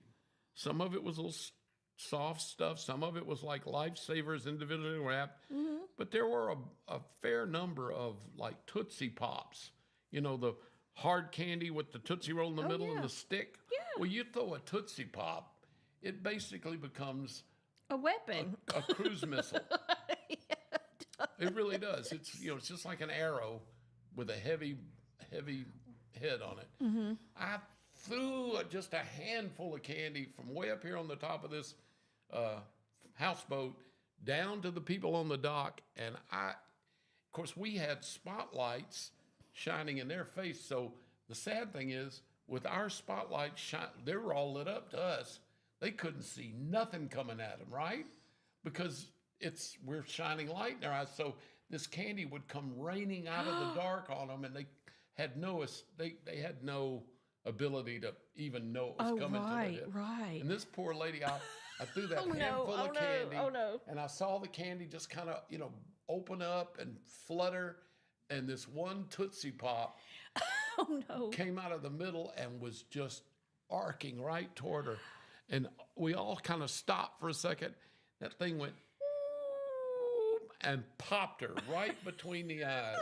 Oh, my God. Her eyes crossed and rolled back in her head, and that was it. She was about to go into that 12-degree water. And her husband or boyfriend, I think, was standing right next to her, and he was pretty much as drunk as she was. And he looked over and saw it. Everybody heard it snap when it hit her. Pop! Everybody kind of, what's that? And she started going over into the water. It knocked her out almost, or knocked her goofy. She was already drunk. So it did. He grabbed her back of her jacket, and he's a big old guy, thank God. She was a pretty big lady.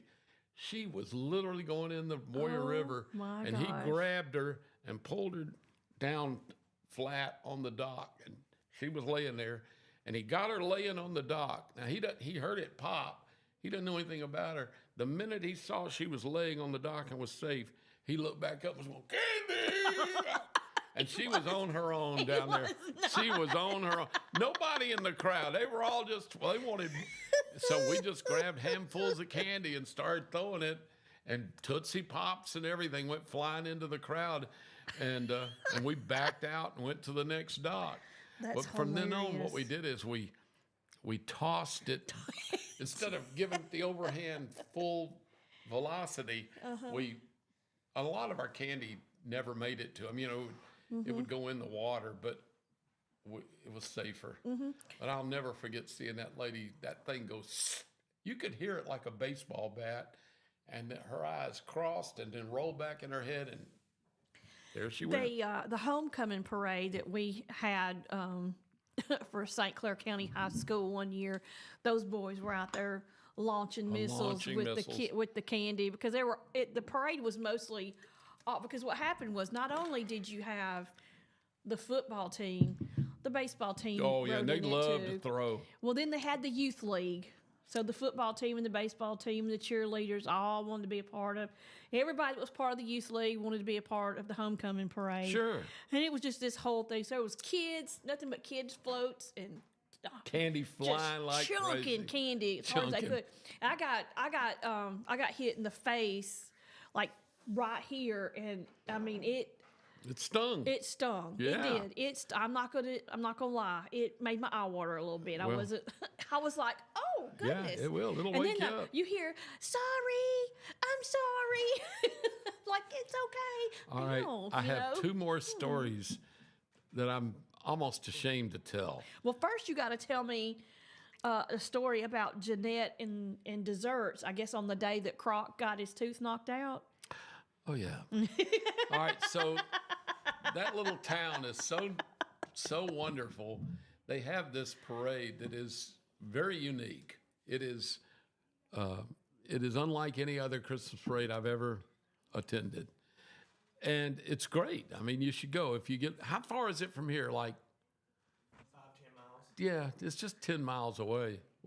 What's the town's name again? Vida. Vida. Vida. Vida. I'd never been to Vida before. And it's a very small community. Yep. Amazing parade. Amazing. So they actually, at their civic center, their little community center, they provide food for everybody. If you go to that town and watch the parade, you're invited to come eat. And they don't charge anything, do they? It's free. You just come back to the civic center or community center after the parade and eat a meal. And I don't mean it's a meal. It's like barbecue and baked beans and slaw. I mean, it's a full. Okay. And they got these tables of desserts that These the aren't ladies. just handmade ham sandwiches here. We're talking about No, we're full on. talking a meal. Okay. It's amazing. And it's good food, Yeah. really good. So, but they also have all these ladies must get together, work for a week or so, baking and cutting like cakes and pies and stuff. So you can go by with your meal, with your, you go through like a cafe. I think it's the cafeteria for the school or something. Anyway, you go out to sit down, you get to grab a dessert. And there's just all kind of desserts in little plates all over the dessert tables. So you grab a dessert. Well, I don't think I've heard this story, but I already know where it's going. Jeanette's kind of a picky eater. She doesn't hide the fact that she's a picky eater. And she came with her plate, and she came by, and she grabbed a dessert, and she saw something else, so she thought she'd have two desserts, get another dessert. She had like a little, and they're little. They're like little pieces of cake. They're not like big whacks. There's just lots of little desserts. So she figured she'd get one that looked like chocolate cake and one that looked like, I don't know, something, cheesecake or something. And the lady who was working the desserts chastised her terribly. You only get one, pick one, and it embarrassed her. Now, I went by and I got two. No one said anything to me.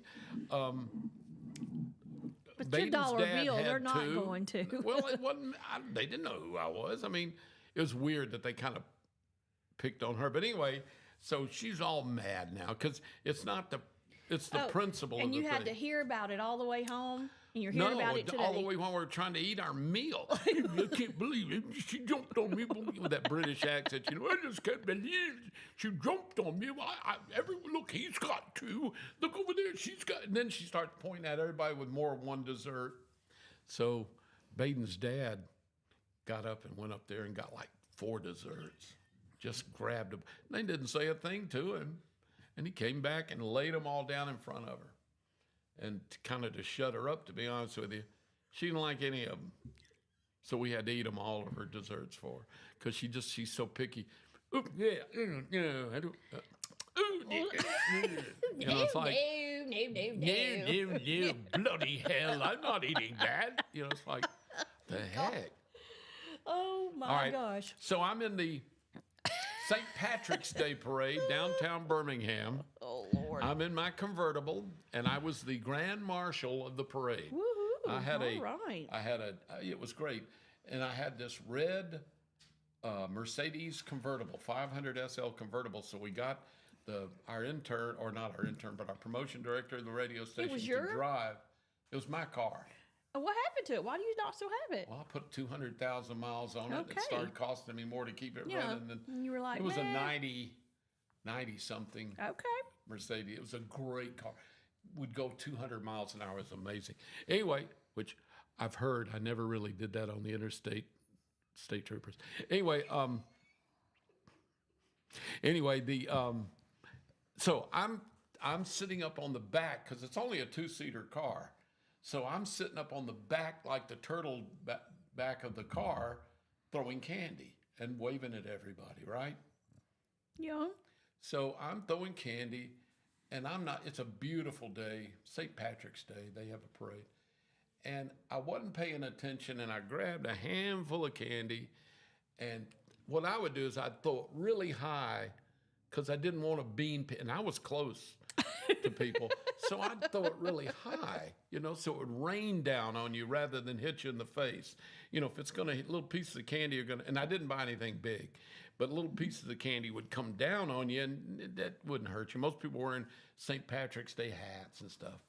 I take a huge handful, and I'm looking around, and I take it and I toss it. And as I look at where I tossed it, a big handful, there's a lady there who's blind. She's vision impaired. And she's standing there with the white cane and a dog, hearing the parade. Well, she doesn't know I've just lobbed a pound of hard candy at her face and head. And before I could say, I almost said, to be honest with you, I almost yelled 4 like I was playing golf. I didn't know what to yell. Look out, keep your head, she's blind. So if I say, look out, she hears that. She doesn't know. Anyway, Duck she would have probably been pelted. And it surprised the hell out of her. And the dog didn't like it either. She had a seeing eye dog. The dog was confused and pissed because it didn't know how to get her out of trouble. It's trying to lead her around. And the guy that was driving my car saw it all happen. He watched it, and I was like horrified. And I was like you were talking about. I was going, I'm sorry, like that. And he just says, you don't see many blind people watching a parade every day. So that was, but my worst incident was back in the Wait, I'm not early recovered from 80s. that one. I need a breather. In the early 80s, I was flying the helicopter traffic report for the city of, for Birmingham. I was the ERC traffic helicopter traffic reporter. I rode around twice a day in a helicopter, mornings and afternoons, over the city in a little helicopter doing live traffic reports. I did it for a couple of years. All right, so they were building Homewood High School. So Homewood's band would have to practice their formations for that late summer into fall for their football games at Shades Cahaba Elementary School. They had a big field out there. Because it had been, Shades Cahaba had originally been the original high school for Homewood back in the 20s and 30s, and then they built Shades Valley, then they built Homewood High School. So they had to use Shades Cahaba, which is that school just on the right when you start onto the Red Mountain Expressway from Highway 31. So every day we'd fly, it was summertime, it was August, late August, and every day we'd fly over these people practicing the band. And we had no doors on it in the summer. We took the doors off, and I'd wave at them as I went over them. Well, one day, and I happened to have a little Instamatic camera with me. I looked down, and they all broke formation and was running around. I told the pilot, I said, "What's going on down there?" And we came around again and looked. They had spelled ERC on the field because every day they'd see me wave. So in tribute, the band director got them to spell out ERC. I took pictures and everything and waved and took pictures. I have the pictures somewhere. All right, so the next day, I'm getting ready to go out there, and I think I'm going to reward these kids and the band director for doing that. That was really nice. So I stopped at Big B Drugs and bought about $20 worth of candy. Hard candy. I wasn't thinking. So we go over them, and there they are just doing their regular band practice, and I start raking handfuls of candy on them. And I'm happy to see them happily running around grabbing the candy. What I later learned is they were running for their lives because suddenly bullets of hard candy were raining down on them, putting bloody punk marks in their head, because we were 300 feet above them. They were running for their lives. I actually put dents in the tubas and so what I saw them do was running around, and I saw a bunch of them run over to this big water oak tree. And so I threw more for them. And later I heard that I was defoliating the tree as all these hard pieces of candy ripped through that tree and pumped them. And so they'd run for their lives somewhere else. I mean, I created mayhem and death and destruction upon this poor band that I was trying to reward. Oh, my Lord. When I landed that afternoon after the traffic report, there's 2 homeless policemen waiting on me. Band director was so mad. So I told him what I'd done, and I showed him I still had some bags of candy in the helicopter, gave them to the police, thought that helped. Anyway, they understood. I said, I will promise you I'm going to the school tomorrow, because this was like late August, and they would go to the school and after lunch to practice, I said, before I do the traffic report tomorrow, I'm going by there and apologize and talk to him, tell him. He said, okay. So I went the next day to the band director and the band, and I told him who I was and thanked him so much for doing the ERC. By then I had the pictures, and I blew one up and showed it to him. I gave him a copy, and I said, I just threw the candy as a thank you. I didn't think about it being so horrible. And they were very gracious. And then I bought a big bag of marshmallows, and I started throwing marshmallows at everybody. I appreciated that more, I'm sure. And it came out all right. But oh my gosh. Holy cow! I'm kind of funny now about throwing candy at anybody. I've had 3 bad incidences of candy throwing: the river, the helicopter, and the blind lady. The blind lady almost took me out. I'm gonna just tell you right now. That was poor funny. lady. Never saw it coming. No. And the dog. You should have seen the look on the dog's face. You know how German Shepherds do their heads funny with their ears up? He couldn't figure out what was going on, and he was trying to help the poor lady get out of but he didn't know what to do. And I didn't throw any dog biscuits. It was all candy. Oh, good Lord. Good morning, Steve. Thank you for watching and listening. Oh my Lord, I gotta have a break after that. That's too much. True stories. Stay with us. We are gonna talk some President's Day, I promise. But I gotta take a breather. Y'all stay with us. You're listening to Morning Mayhem here on Piper Peach Radio. Teresa I don't have Dollar any candy Bill to throw at the camera. broadcasting live from the Clayton Tractor Studios. We'll be right back.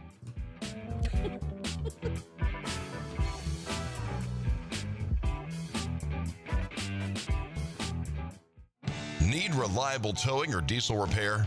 MEMS Wrecker and Heavy Duty Diesel Repair has you covered. We specialize in light and heavy duty towing and recovery with the latest equipment for any job, from campers and tractor trailers to winch box recoveries, and the only local-based rotator in the county. We do it all. Our diesel repair services include computer diagnostics, engine rebuilds, transmission and clutch work, and general maintenance. Trust MEMS Wrecker and Heavy Duty Diesel Repair for top-notch service. Call us at 205-217-1984. Need care fast? Come see us at Chilton Urgent Care, 1210 7th Street South in Clanton. We offer efficient care with minimal wait times and a wide array of services, including on-site x-rays, wound care, and quick assistance with urgent needs. Medicare and most private insurance and private pay welcome. No appointment needed. Walk in Monday through Friday, 8 to 5, and Saturday from 8 to 4. Call 205-280-0620. Chilton Urgent Care. Quality care when you need it.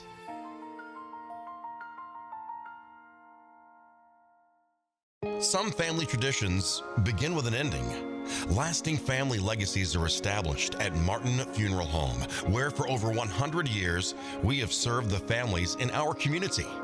Bobby, Donnie, Norma, and our family at Martin Funeral Home would like to express our sincere gratitude for allowing us to serve your family. Every life story deserves the perfect setting. We are here to make that happen for you and your loved one. We offer traditional funeral home services, and we are now excited to be the home of the first crematory in Clanton, Alabama. Our goal is to serve our families no matter what their needs are. Martin Funeral Home, serving Chilton County since 1921. Please give us a call at 205-755-3550. Are you tired of big box stores where you're just another number? You deserve better. Furniture that's built to last from people who treat you like family. At Farmers Home Furniture in Clanton, we do things differently. As an employee-owned company, we take pride in personal service. We'll listen to what you need and help you find the perfect piece for your home from trusted, top-notch name brand.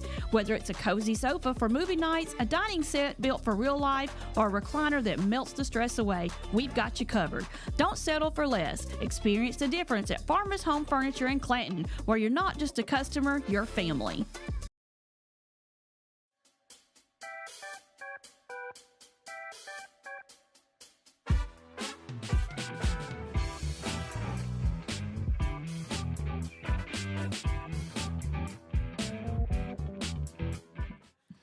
We are back. The time is 8:46. You're listening to Morning Mayhem here on Piper Peach Radio. Teresa and Dollar Bill, and boy, are you entertaining today. Well, poor old Steve Currington, I think he about died. It's true stories. That's what's sad.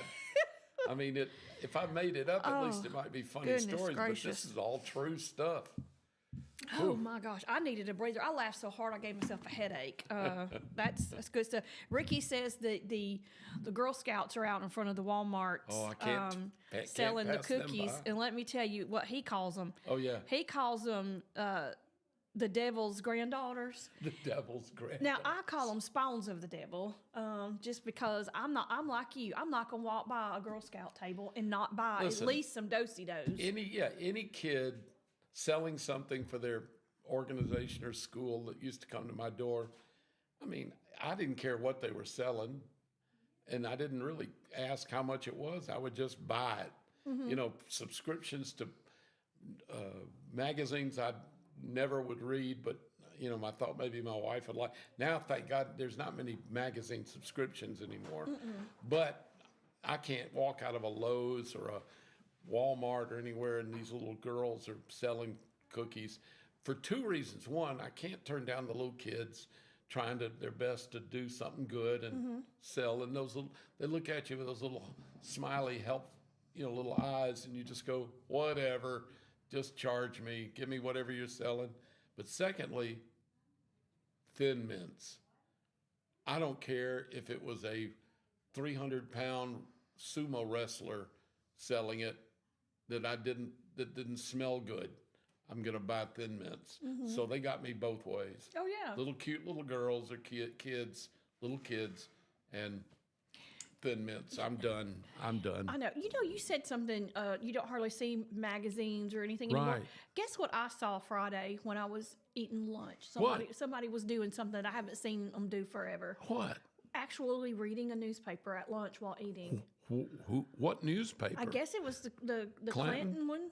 Yeah, Chilton County there's still a Clanton newspaper. That's like good. A weekly, I think. I used to live to read the newspaper. You know what?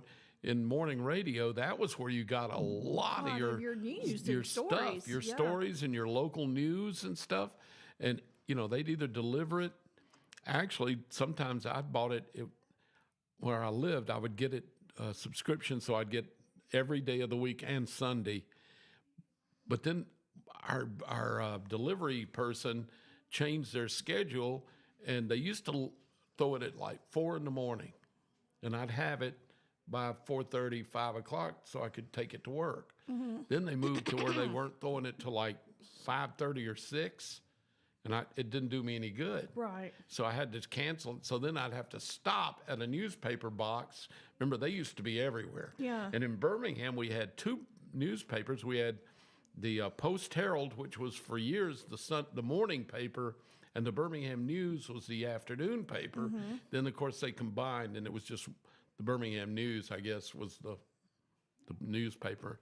But, yeah, I'd have to buy one, have enough, and you always had to have change. You know, you had to have like 2 quarters or whatever, and I had to buy the paper right then. So, and we'd get it sometimes delivered to the radio station, but again, it had to get there early enough to do us some good. So sometimes we'd have it, sometimes we wouldn't. So I bought one every morning. Oh, yeah. That was the I thing. loved Sunday morning's paper. Oh, yeah. Because you had the comics, you had the big sports The color section, comic, like you the had the big parade. extended. Remember the parade magazine in there? They always had some interesting They feature did. stories It was good. in there. I So liked it. I really missed the newspaper bad. I'm glad the local one's hanging in there. We need them. You know, newspapers are vitally important to a community and to our nation, I think. And, you know, they just cut back on the Washington Post. You know, the Washington Post was probably the premier newspaper of the last 5 years in America as far as having reporters everywhere, real journalism. They just last week fired 80% of their staff. And you know who owns that is Bezos. You know, founder. Yeah, he bought it. I did not know that. He bought a bunch of newspapers, or especially that one, about a year ago. And they thought it would probably be good because he's such a billionaire that if they were losing millions, he could just kind of prop it up and keep it going. Yeah, write it off his taxes. Yep, apparently not, because he just fired like 80% of their staff. And they had correspondents in China, you know, all over the world, places where they'd been for years. And anyway, so they're gone. It's just about gone now. The That's Washington sad. Post. Steve says his mom has the Tuscaloosa paper sent to her since the Birmingham News went out of business. Yeah, there is no Birmingham newspaper, not a big one. You got AL.com is what it is. Yeah. And now you got, at first it was free. Now you have to have a subscription to be able to read any of the stories. Well, and I just that's the refuse problem to do too it. now. I'm not going to do it. It's hard for them to monetize the online stuff because you can get information from so many different sources. It's handy to have local information like state and county and some local stuff, which AL.com does. But now, like you said, when it was free, people would check it out pretty often. Now it's subscription. And, you know, if you want to know something that's happening in your county or your city or whatever, you can Google different sources and usually figure it out. It's nice having it all in one spot, but it's hard for people to pay for that. We're already paying for streaming for so many things. Right. And by the way, you know, Piper Peach Radio doesn't cost you a thing. Doesn't. We're free. Don't have to pay a thing to watch us and listen to us. Entertainment is free. Thank goodness. Yeah. So we're going to keep it that way, hopefully. So we're going to talk about today being President's Day. I did not really know it as President's Day when I was younger. I knew it as George Washington's birthday. Yeah. That's what it was. It started out as George Washington's birthday. And the reason it was because Americans prior to the Revolution, they celebrated the King's birthday. Right. Quite regularly, and they started to kind of bring that over here halfway through the war. But by 1778, states and localities were celebrating Washington's birthday largely because it was commonplace to have sort of a birthday celebration, and he was a good stand-in. Darn well, he was our started. first president, so he kind of took over from where we had the king over us. So that makes sense. George Washington had 2 birthdays. He was born in Virginia on February the 11th, according to the Julian calendar, which was introduced by Julius Caesar. Right. And it was used throughout the British Empire at the time. But in 1752, Britain and its colonies adopted the Gregorian calendar introduced by Pope Gregory to correct inaccuracies in the Julian system. And that shift caused Washington's birthday to jump forward by 11 days and into a new year. So as a result, Washington's birthday came to be recognized on February 22nd, 1732. Wow. But President's Day never falls on Washington's birthday anymore. It's although the holiday has retained its name, shifting several federal holidays to Mondays when it came to effect started in 1971. Yeah, and I remember that, and that makes sense in a lot of ways to go ahead. It's not the actual date, but it's on a Monday, so that federal people get a long weekend. Yeah, you get do. Friday, Saturday, Sunday, and Monday. Yeah, and it's they wanted everybody to have the 3-day weekend, and it caused less disruptions in the middle of the week. So that's kind of why they did it. So well, when it moves around too, it's weird, because it's kind of like Christmas or any of the ones that are stuck. You might be on a Monday one week, 1 year, and then the next year it's a Tuesday, and then if there's a leap year, it could jump to.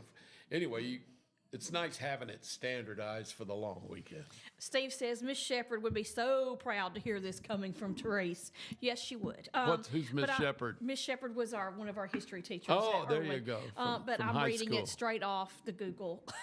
Just copy and paste it because I don't remember half this stuff. But I will say this is pretty interesting here.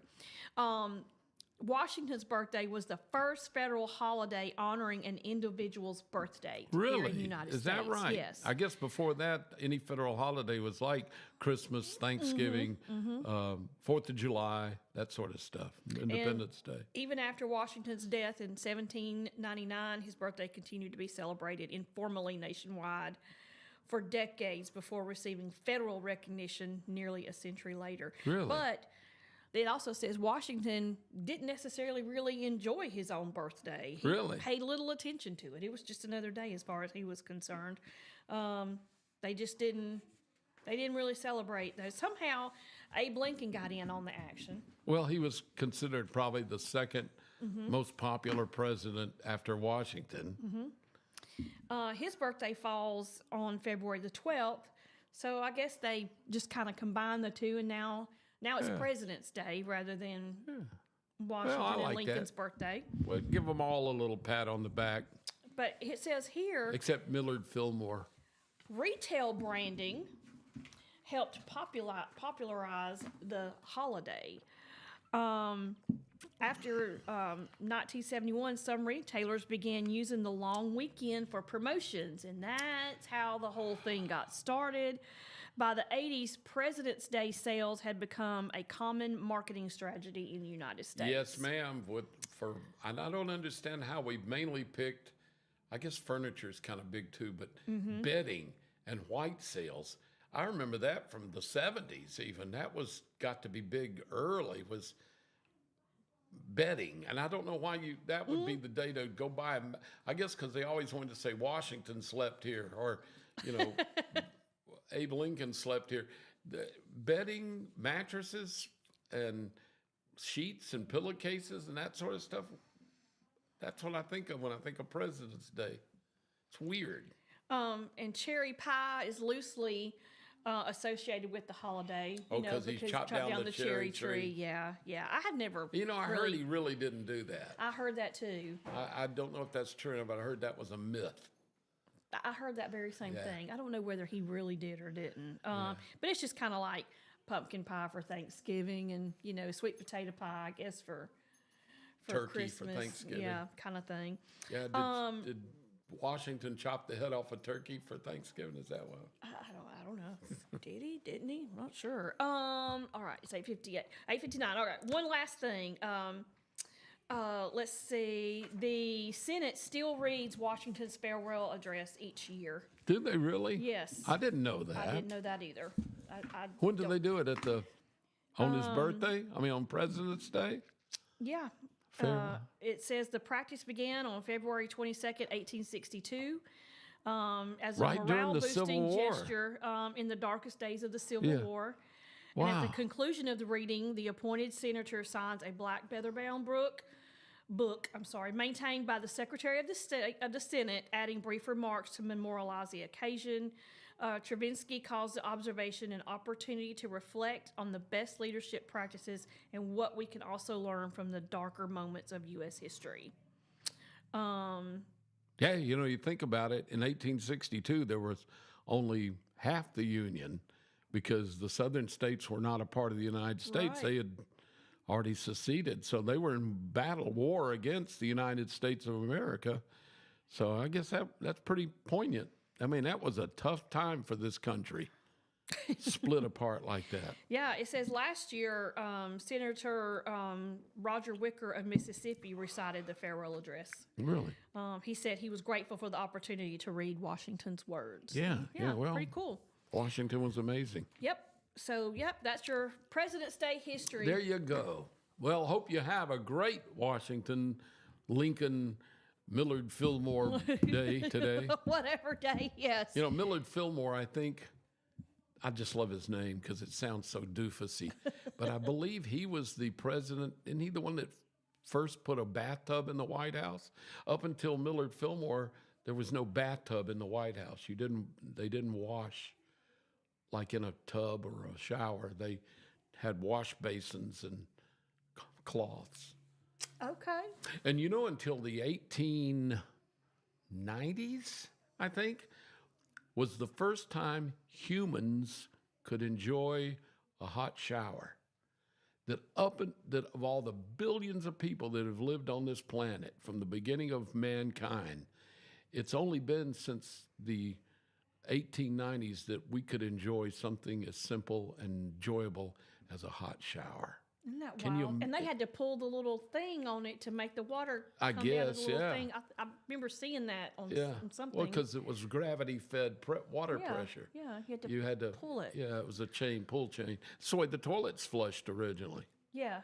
But anyway, that's isn't that amazing though? But I think Millard Fillmore was the guy that put the first bathtub in the White House. Interesting. I did not know that. All right, it's 9:01. That is going to do it for us today on this President's Day, February the 16th. Hope you all have a great day. Yes. And I will see you tomorrow on Tuesday. Y'all have a great one. We'll see you tomorrow. Bye-bye. Bye.